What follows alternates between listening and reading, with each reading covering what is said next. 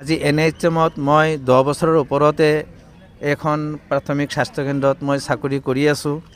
এতিয়া আমাৰ বয়স হৈ গ'ল, মোৰ ইতিমধ্যে 56 ইয়াৰ্স হৈ গৈছে। গতিকে এজন চাকৰিয়ালৰ 60 পৰা 65 বছৰৰ ভিতৰত তেওঁলোক চাকৰি কৰিব পাৰে, কিন্তু মোৰ নিচিনা আৰু বহুত ধেৰ এনেকুৱা কৰ্মচাৰী আছে যাৰ নেকি ইতিমধ্যে বয়স শেষ হৈ গ'ল। গতিকে তেওঁলোকৰ ভৱিষ্যত কি সুনিশ্চিত হ'ব? গতিকে আমি ইয়াতে কেইবছৰ চাকৰি কৰিব পাৰিম? আজি NHM বুলি ক'লে আমি যে চাকৰি কৰি আছোঁ, এটা যদি গাড়ী এটা কিনিম বুলি ভাবে তেওঁ 100 বাৰ চিন্তা কৰিব লাগে। যদি এটা ঘৰ সাজিব খুজিছে সি 50 বাৰ চিন্তা কৰিব লাগে, কাৰণ আমাৰ বয়স শেষ হৈ গৈছে। আমি এইখিনি সময়ত যদি কিবা এটা লোনো লওঁ আমি 1000 বাৰ চিন্তা কৰিব লাগে, কাৰণ আমি এইটো পৰিশোধ কৰিব পাৰিম নে নাই। গতিকে আমাৰ পৰিয়ালৰ যাতে চৰকাৰে কিবা এটা পদক্ষেপ লৈ আমাৰ চাকৰিটো নিয়মীকৰণ কৰি সপ্তম আয়োগৰ দৰমহা মতে আমাক চেলাৰি দি আমাৰ চাকৰিটো সুনিশ্চিত কৰে। এই কাৰ্যসূচীৰ বিষয়ে এটোৱে ক'ব বিচাৰিছোঁ, আমাৰ 2006 চনৰ পৰা আমি NHM কৰ্মচাৰী হিচাপে কাম কৰি আছোঁ। আমাক আপোনালোকৰ চেনেলৰ জৰিয়তে মই মুখ্যমন্ত্ৰী মহোদয়লৈ এটা আহ্বান জনাইছোঁ, তেওঁ যেন NHM অসমৰ গোটেই অসমৰ NHM কৰ্মীসকলক ভাল দৃষ্টিগোচৰ কৰে, পৰিয়ালবিলাক চলাত যাতে সহায় হয়, আৰ্থিক অনুদান যাতে অলপ বৃদ্ধি কৰে।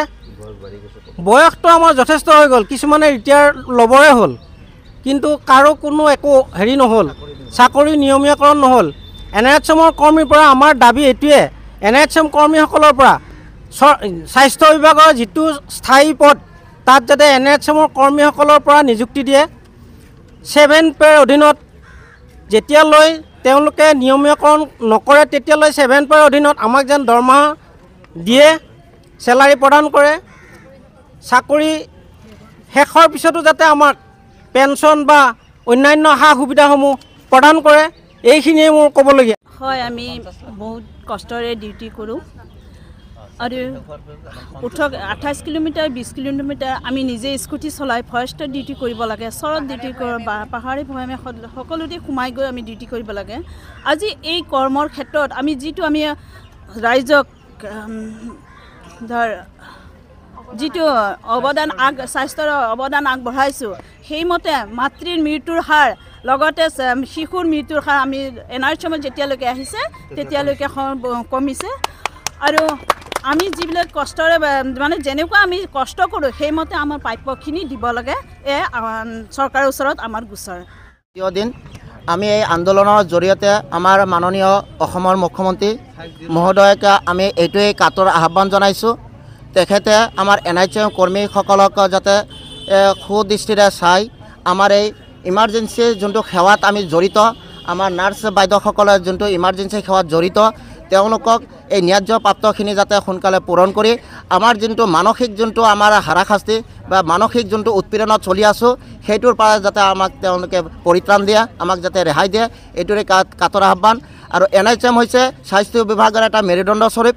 আজি NHMত আমি আপোনালোকৰ চেনেলৰ মাধ্যমেদি আমাৰ মুখ্যমন্ত্ৰী মহোদয়ক এইটো আহ্বান জনাইছোঁ, আমাৰ ক'ভিড সময়ত আমাৰ NHMসকল কিমান ৰাতি দিনে PPE কিট পিন্ধি কাম কৰিছোঁ, তেখেতে আমাক তেতিয়া বাহ দিছে, আমাক ধন্যবাদ জনাইছে, কিন্তু আমাৰ মূলৰ সমস্যাখিনি তেখেতে সমাধান কৰা নাই।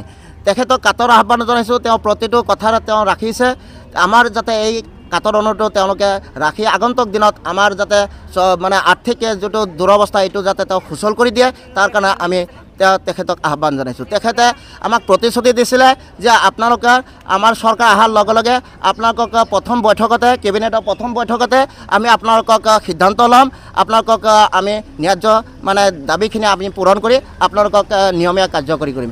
আমাৰ কাৰণে তেখেতে ৰূপৰেখা মানে তৈয়াৰ কৰি থৈছে, তেখেতে আমাৰ কাৰণে যিখিনি ৰূপৰেখা তৈয়াৰ কৰি থৈছে সেইখিনি আমি কাতৰ আহ্বান জনাইছোঁ, যাতে তেখেতে অতি সোনকালে আমাৰ এই কামখিনি তেওঁ নিজে সুকলমে কৰি ইতিহাস সৃষ্টি কৰাৰ কাৰণে আমি আহ্বান জনাইছোঁ।